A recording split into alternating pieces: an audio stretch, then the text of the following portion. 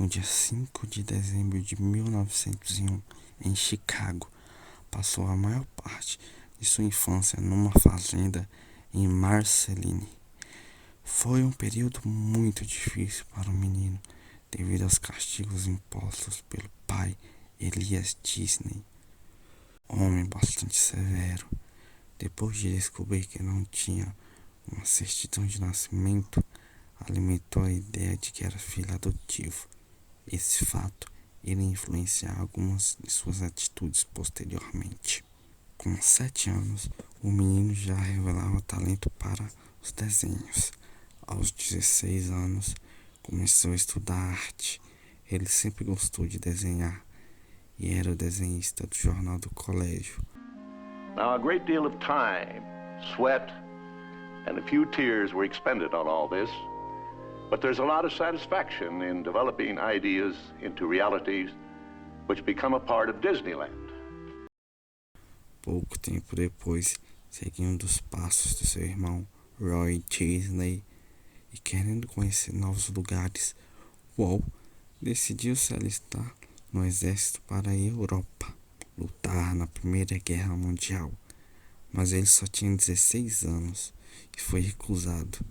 Era preciso ter pelo menos 18 anos para se alistar naquela época.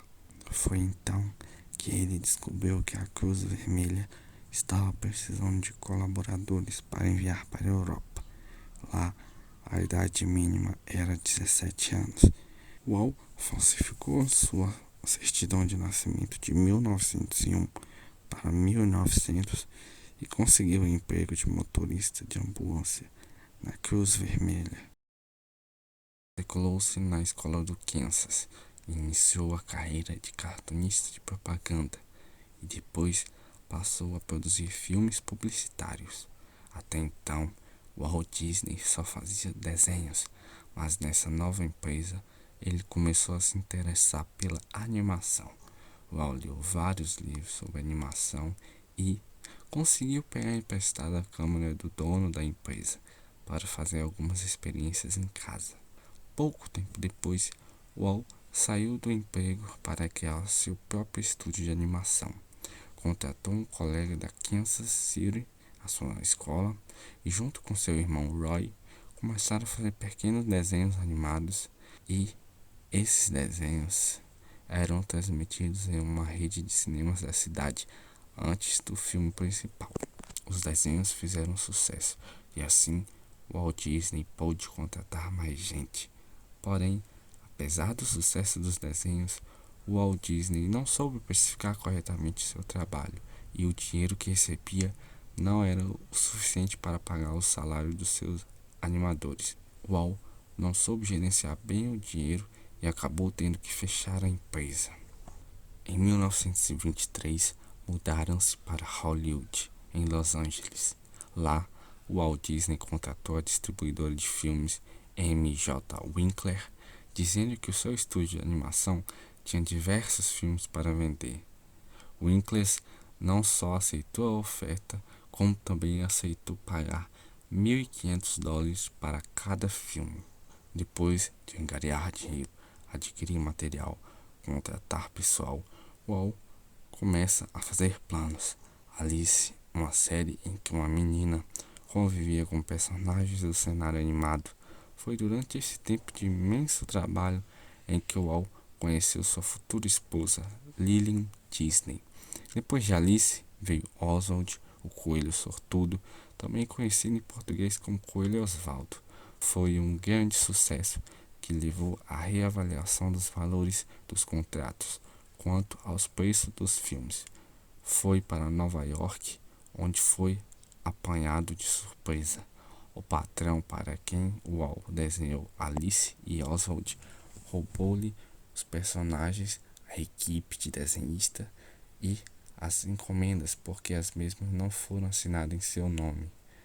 Na viagem de trem de volta para Los Angeles, Walt Disney pegou um guardanapo e começou a rabiscar um ratinho que seria seu próximo personagem. O nome dele, Martin Mouse. Mostrou o desenho para sua esposa Lily e perguntou o que ela achava do novo personagem. Ela gostou do desenho, mas não do nome. Sugeriu Mickey, que soava mais alegre, e assim nasceu o Mickey Mouse.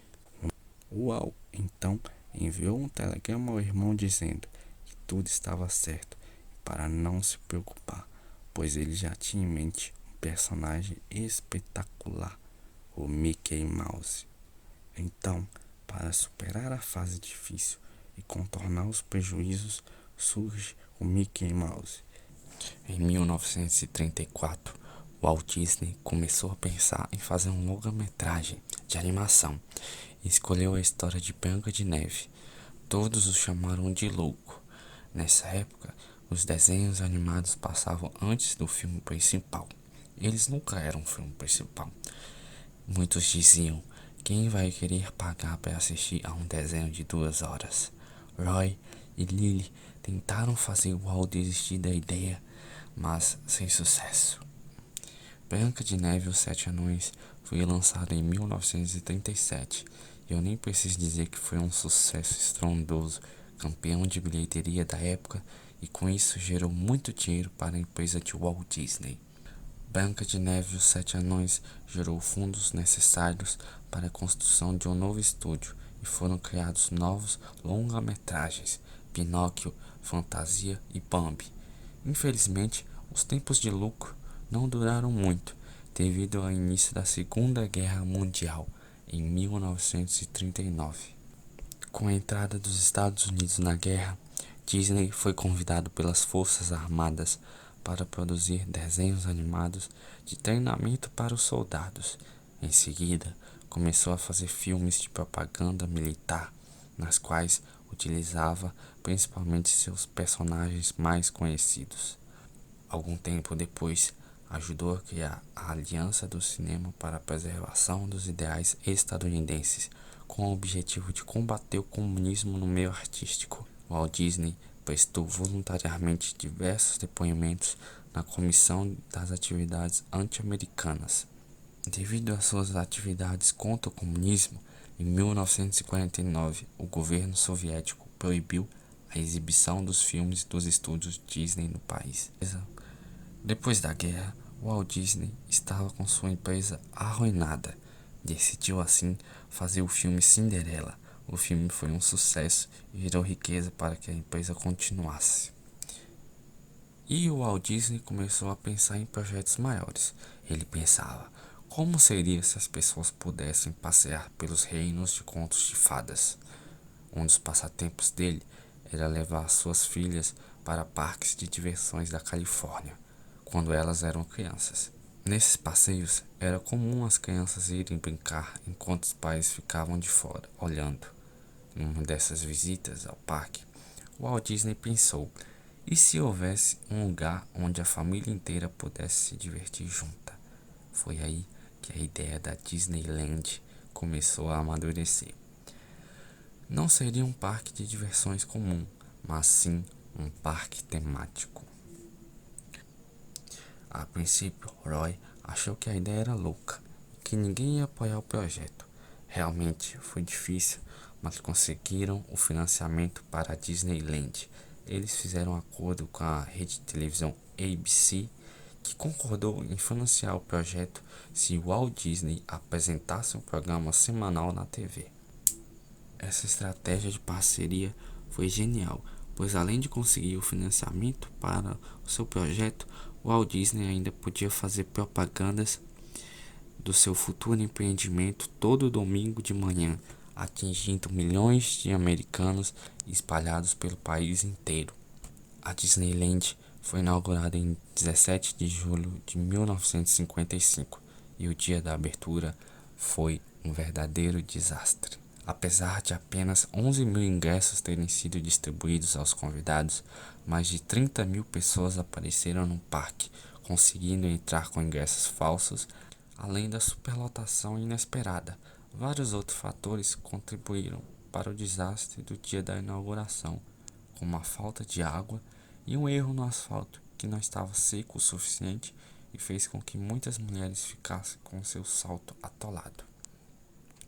No dia 18 de julho, quando o parque abriu para o público em geral, As filas para entrar começaram por volta das 2 da manhã e aproximadamente 50 mil pessoas visitaram o parque. A Disneyland já teve mais de 650 milhões de visitantes desde a sua abertura. Logo após a inauguração da Disneyland, várias lojas, restaurantes e hotéis começaram a ser inaugurados na região. Com isso, não havia muito espaço para a expansão do parque. Então, no início da década de 60, o Walt Disney começou a procurar um lugar onde houvesse espaço suficiente para caber todos os seus sonhos. E esse local foi na região central da Flórida, ao sul de Orlando. Na época, só havia algumas plantações de laranja por ali, e o terreno era muito barato. Para evitar que as terras aumentassem de preço, o Walt Disney começou a comprar terras anonimamente sob o nome de diferentes empresas. Em outubro de 1966, o Walt Disney fez um anúncio detalhando um pouco mais o projeto da Flórida. Seria chamado de Protótipo Experimental da Comunidade do Futuro. Infelizmente, 2 meses depois do anúncio do novo parque, o Walt Disney faleceu, em 15 de dezembro de 1966, de câncer no pulmão. Após a sua morte, o irmão mais velho e sócio de Walt, Roy Disney, adiou a sua aposentadoria para tocar um novo projeto. Começaram pela parte mais fácil, a construção do Magic Kingdom na Flórida. A Disneyland já era muito conhecida e a inauguração do Magic Kingdom na Flórida iria não só acostumar os turistas com a Flórida, como também ajudar a financiar o restante do projeto. O Magic Kingdom foi inaugurado em 1 de outubro de 1971 e para homenagear seu irmão, Roy Disney mudou o nome do complexo na Flórida. Ao invés de apenas Disney World, o complexo passou a ser chamado de Walt Disney World. Mesmo depois de sua morte, a visão e os ideais de Walt Disney sempre foram muito presentes na empresa e continuam até hoje. E eu não poderia deixar de terminar esse vídeo sem citar uma das frases mais inspiradoras e ditas por Walt Disney, abre aspas, se você pode sonhar, você pode realizar.